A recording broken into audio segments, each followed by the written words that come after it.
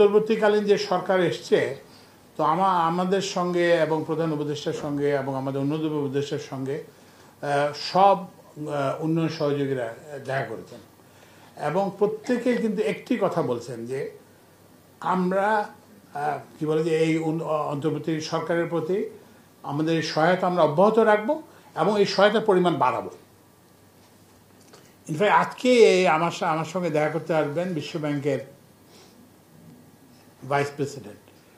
তো ওনাদের সঙ্গে এবং অন্যান্য বিভিন্ন ক্ষেত্রে যে ওই যেটা বললাম যে ডলারের যে সংকট, এটার জন্য আমরা ইনফ্যাক্ট আমরাই এই বিদ্যুৎ ও জ্বালানি মন্ত্রণালয় থেকে আমরা বিশ্বব্যাংকের কাছে $1 বিলিয়ন বাজেটারি সাপোর্ট চাইছি, যাতে আমরা গ্যাসের বিল দিতে পারি এবং আমরা বিদেশ থেকে যে বিদ্যুৎ কিনি সেটার বিল দিতে পারি।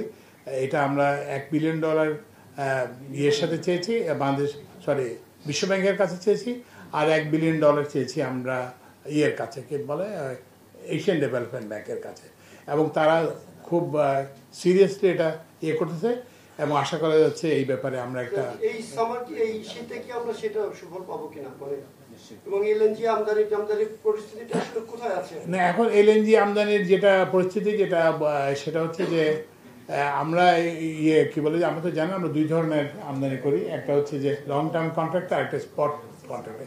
তা আমরা দুটাই আমরা অব্যাহত আছে। আপনারা জানেন যে এক সময় কাতার থেকে বলা হয়েছিল যে $150 মিলিয়ন না দিলে 5 দিনের মধ্যে, তাহলে তো আমরা তখন কাতারের যে আমাদের যে কাউন্টার পার্ট তার সঙ্গে ইয়ে করেছি এবং আমরা টাকা পরিশোধ করেছি, ফলে আমাদের ইয়েটা জ্বালানি সরবরাহ অব্যাহত আছে।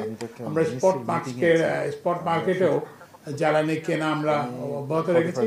তো আমরা কিন্তু প্রস্তুত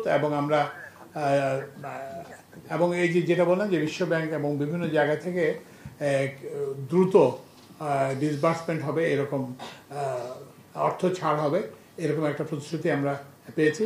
আমরা আশা করি যে এই যে ইয়ের সংকটের কারণে, ডলার সংকটের কারণে যে জ্বালানি আমদানি যে ব্যাহত হয়েছে কিংবা বিদ্যুতের আমদানি কিংবা বিদ্যুতের পেমেন্ট ব্যাহত হয়েছে, এটা আমরা আশা করি যে এই শীতের মধ্যে আমরা ইয়ে করতে পারবো।